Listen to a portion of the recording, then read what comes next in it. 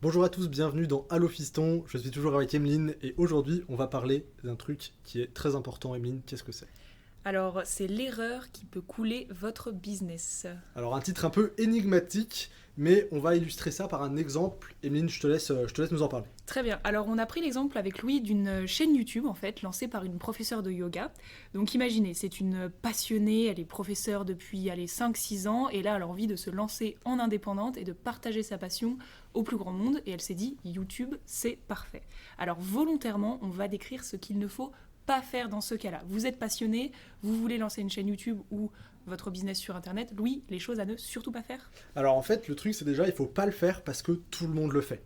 La première question c'est pourquoi est-ce que je lance une chaîne YouTube? Est-ce que ça a du sens par rapport à mon projet, à ce que je veux faire, le yoga, YouTube, etc. Il faut pas le faire parce que tout le monde le fait. Deuxième chose, vous ne postez surtout pas des vidéos quand vous avez envie, au petit bonheur la chance. Et enfin, il faut surtout pas attendre que les chiffres décollent tout seuls. C'est pas parce que vous postez votre vidéo que vous allez avoir 1 million de vues. Ça ne marche pas comme ça. Ça marchait au début, maintenant c'est terminé. Là, en fait, avec l'exemple de cette, un petit peu caricatural certes, mais tout de même de cette professeure de yoga, on a décrit un hobby. C'est-à-dire que son hobby, c'est le yoga, et elle a cru qu'en lançant sa chaîne YouTube, elle allait transformer ça en entreprise. Le problème, c'est que 100%, elle ne pourra jamais vivre de sa passion dans ce cas-là. Mais du coup, c'est quoi la différence, Emeline, entre un hobby et un business? Exactement. Alors, on ne dit pas que vous ne pouvez pas vivre de votre passion, qu'elle ne pourrait pas vivre de sa chaîne YouTube, mais c'est juste qu'en l'état, ça reste un hobby.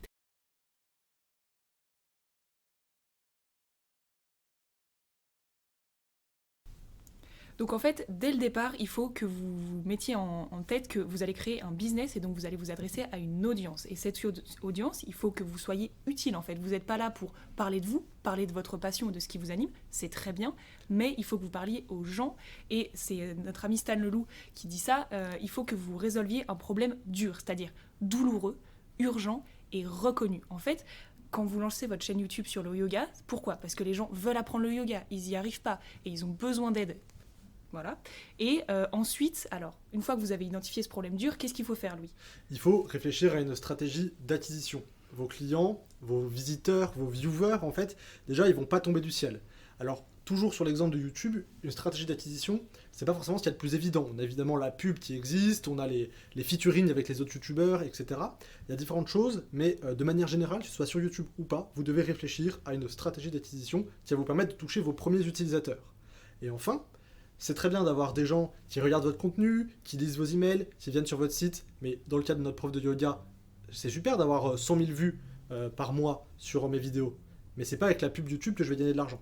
Donc du coup, il faut réfléchir à une stratégie de monétisation. En fait, pour résumer, quand on lance une entreprise, il faut savoir pourquoi on vend, à qui on vend, comment on touche ces personnes à qui on vend des choses, et comment on vend, quel prix, de quelle manière, etc.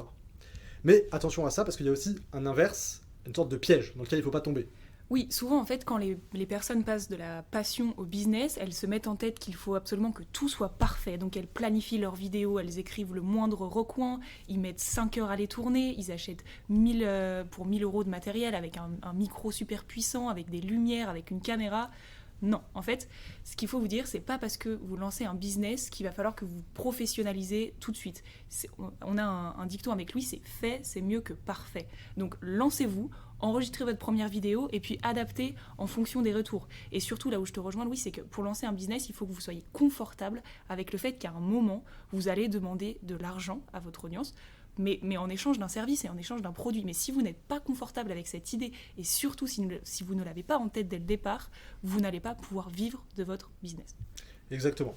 Alors, si on reprend maintenant l'exemple de notre professeur de yoga qui veut vivre de sa passion, comment est-ce qu'on pourrait l'aider à professionnaliser un petit peu son approche de sa chaîne YouTube et en fait de son activité? Parce que YouTube, c'est un médium parmi tant d'autres pour atteindre un objectif.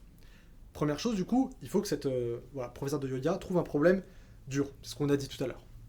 Ensuite, il faut qu'elle réfléchisse à une stratégie. Et c'est un des moyens, il y a plein de moyens qui existent, mais un des moyens faciles à comprendre pour mettre en place une stratégie, c'est de poser des objectifs SMART. qu'est-ce que c'est un objectif SMART, Emeline? Alors SMART, c'est un acronyme en fait. Le premier, le S, c'est pour spécifique. Il ne faut pas que vous disiez je vais lancer ma chaîne YouTube et j'aurai des abonnés, voilà. Non, spécifique, je veux avoir 1000 abonnés, voilà. Le deuxième, c'est M, mesurable. Bah, forcément sur YouTube c'est assez simple, vous voyez les statistiques. Il faut qu'il soit atteignable, surtout il faut qu'il soit réaliste en fait. Donc vous pouvez pas avoir genre 10 millions d'abonnés en 2 mois, non. Il faut que ça soit ambitieux, certes, mais réalisable, sinon vous allez vous décourager, quoi. Tout à fait. Voilà. Le R, c'est pour être réaliste. Est-ce que c'est possible pour vous, avec vos compétences actuelles, avec votre emploi du temps, avec toutes les contraintes dans votre vie? Et le T, finalement, c'est temporellement défini. Nous, on aime beaucoup les objectifs en 90 jours, mais ça peut être aussi un mois, un an, que sais-je. Si on résume, un objectif SMART, qu'est-ce que c'est? Alors, si on reprend l'exemple de notre professeur de yoga, un objectif SMART pour elle, ça pourrait être: je veux avoir 10 000 abonnés sur YouTube en 90 jours. Je sais que c'est un objectif ambitieux mais réaliste si je me donne les moyens de faire une vidéo par semaine. Avec cette phrase, vous avez couvert un petit peu l'intégralité de l'objectif et ça permet déjà de poser un axe très précis, une direction dans laquelle on va. Maintenant, troisième chose, super, professeur de yoga, c'est pas le truc le plus original qui existe. Sur YouTube, il y en a déjà une multitude. C'est pas juste avec un concept comme celui-là qu'on va se démarquer. Et donc là, il est important, avant de se lancer, de réfléchir à quelque chose de fondamental qui est la différenciation.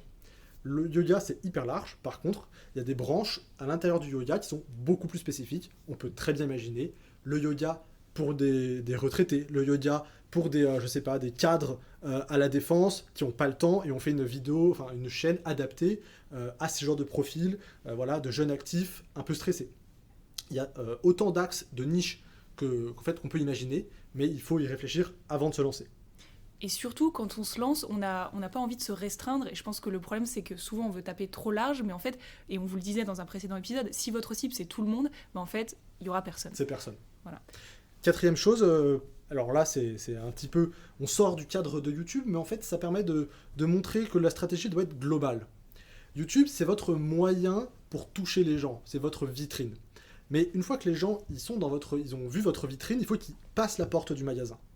Et là, le parallèle, c'est en fait vous allez proposer de collecter les emails des gens qui sont sur votre vidéo.